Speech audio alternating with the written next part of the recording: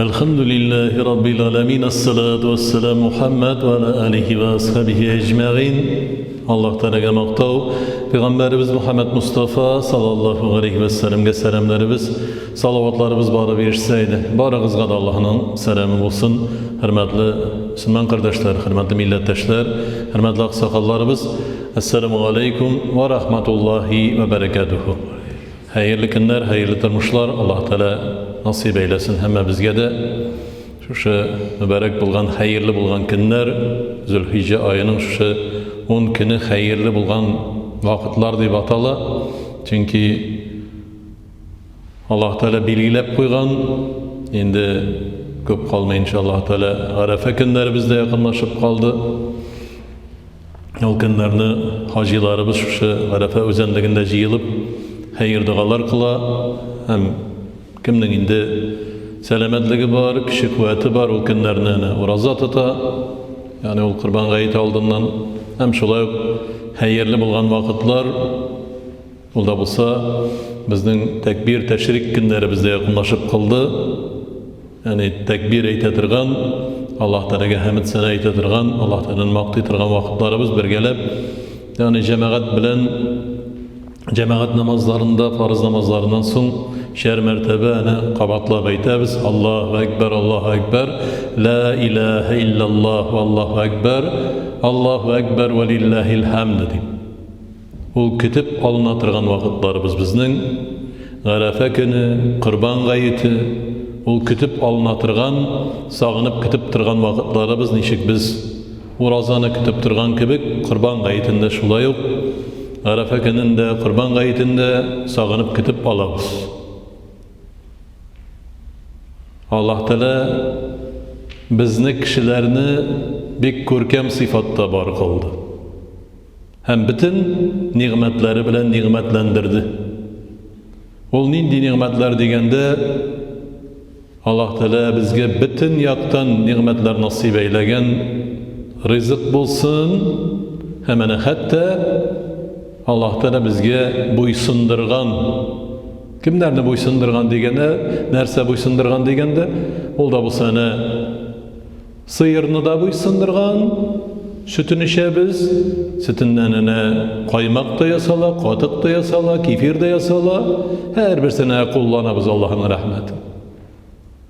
Atını da nişe gitip buysundurgan bizge. Atka da jigen kiydirip, atını da jigip, nişe gitip işletiriz. Sarıklarda buysungan, hatta öz hocalarında yaşayışlarına ette, meşide tutuşlar, meşidegin kilip sırpalana özünün hocasına buysungan revişte, ettegin yani özünün hocasında basıp yani ümitli gözleri bilen qaraptıra buysungan revişte. Çünkü Allah Teala şunday revişli buysundurgan adam balasına faydalanır için. Bu elbette indi akıl, zihinlerin işletken kişilerge. Çünkü Allah Teala bizge farız kıldı tefekkürünü. Tefekkür bizge farız buldu. Nerse o tefekkür degende uylap fikirler için Allah Teala bar kılgan nerseler turunda Allah Teala bizge bergen nimetler hakkında hem biz kişilerini Allah Teala nindi körkem revişte bar kılığı hakkında biz fikirlerge tiyişli, tefekkür farız. Hem şu fikirlergen sonunda biz Allah Teala'ga şükranalar kılabız. Elhamdülillahi Rabbil alemin deyiz. Hem şu Allah Teala bergen nimetlerden infak kılabız, iliş çıkarabız. Nişik iliş çıkarabız, Uraza ayında fitra sadakalarını taratabız. Ekinden zekat beremiz. Kimlerinin mümkünlüğü baylıkları yeterli. Şurada kimlerinin mümkünlükleri var kurban çalabız kurban gayetinde. Şu kurban çalıp, şu kurban itinin eşilişke bölüp taratabız. Şunun için o kurban sözü degin yakın bulu. Allah Teala'ga yakın bulu. İzgilikке, yakşılıkka yakın bulup, hayırlı işini vaktinde ötep, vaktinde başkaru deyişli. Çünkü köpüsünçe adam balasının ayta turgan sözü bir köp yaş ayta turgan sözlerinden birisi irtegedi.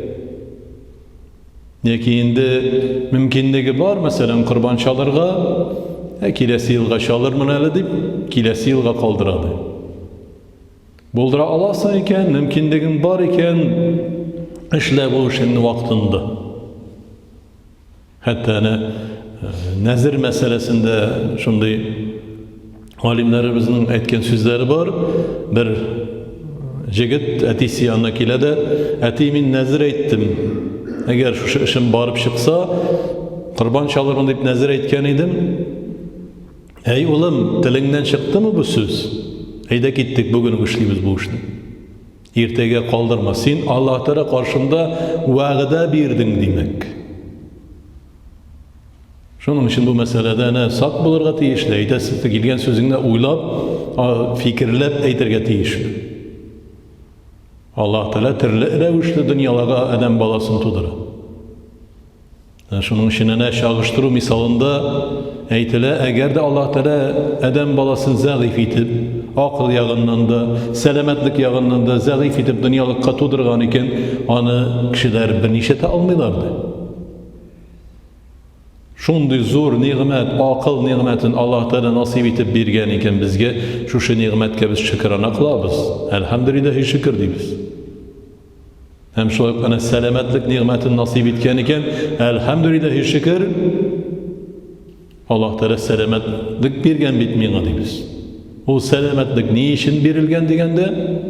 O selametlik ana ibadetini kılır için, hem dünyavi işlerimizni ana alıp barır için, bizde bulgan cevaplılarını deyip işlerimizni hayırlısı bilen başkarır için, vaktinde öter için. Çünkü Peygamber sallallahu aleyhi ve sellem eyte dünyalıkta yani kişiler için en kaderli bulgan iki zor nimet var dedi. Onun birincisi vakit, ikincisi selametlik. Çünkü vakit bik tizine. Allah'ın rahmeti eli koyşanlığına biz Uraza ayındaydı. Hazırında Allah'ın rahmeti şundu vakit gidip gitti Zülhicce ayı. O Zülhicce ayı da ötüp gitti. Ondan Muharrem ayımız gitti inşallah. Vakit şundu tiz ötüp gitti. Her bir yanına tuğan gün bizge şunun için kişilikke müracaat kılıp etti. Adam bağlarına müracaat kılıp etti. Çünkü akıl verilgen bizge. Şu akıllarımızı işletip, hayırlı işlerini vaktinde ötep kalır için. Gün nersedi? Ey adam bağları, min yanına tuğan gün, siz mindən faydalanıp kalığız.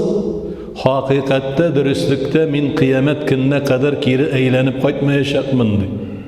Halbuki Hazretlerimizin vaazlarında eytetirgan matur sözleri.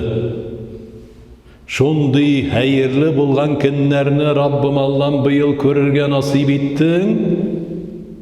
Gelecek yılda elde körəbiz, elde yok deyip. Çünkü şuşunda meşitlerimizde yergen kardeşlerimizde köpmesi dünyalıktan gidip vardı. Merhum İldar abi, merhum Gilman abi, Alarkaya dünyalıktan gittiler, merhum buldular. Her bir şuşu gıybret tügül mü o zor bir gıybret, xəstərlik körge aşağıra tiyişli biz. Kibitlerge yerip biz xəstərlikni köp görebiz, paket sumkalarımızı köterip kaytabız rızıklar bilen. Ama biz rızık için yaşayız mı dünyalıkta? Yok. Rızıkını elbette biz toplanırga tiyişli, rızık bilen. Ama lakin kaybir kişi ne rızık temli, tegisi temli, mınsı temli deyip silenirge yarata. Ama lakin o rızıkını aşağın vakitte da galimlerimizin eytetirgen sözleri Bismillahi-eş-şifa, yani şifalı rızıklar, bereketli rızıklar bu sınalar. Her birimizin de gününde uylagan izgi tilek niyetlerini Allah Teala kabul eylesin. Hem şu mübarek bulgan günlerini, Arefe günlerin, kurban gayetlerin körge Allah Teala nasip eylesin. Hacılarımızın haclarını ihlas günü bile Allah Teala kabul eylesin. Çünkü Kurken bulgan, uluh bulgan gıybetlerinin birisi. Hayırlı bulgan ibadetlerin birisi. Kimlerdir köngüllerinde vardır. Barıp kaçsam edin. Allah Teala nasip eyler. Köngülümüzde şu tilagimiz bulsun, niyetimiz Allah Teala nasip eyler. İnşallah barıp kaytırga nasip bulur. Allah Teala'nın rahmeti iksiz şiksiz. Hem bizge adamlarga bigirek de Allah Teala şunun kadar köp nimetler bilen nimetlendirgen. Şunun için biz her daim şükranada, her daim Allah Teala'nın bergen nimetlerine şükrana kılıp turga tiyişli. Az mı, köp mü anda hikmet tügül.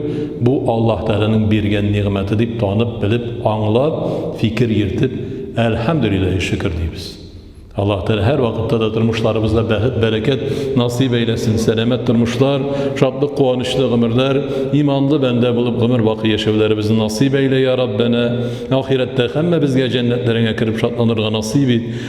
Rabbena atina fid dünya hasenete ve fil ahireti hasenete ve qina gazabenler. Allahu Ekber.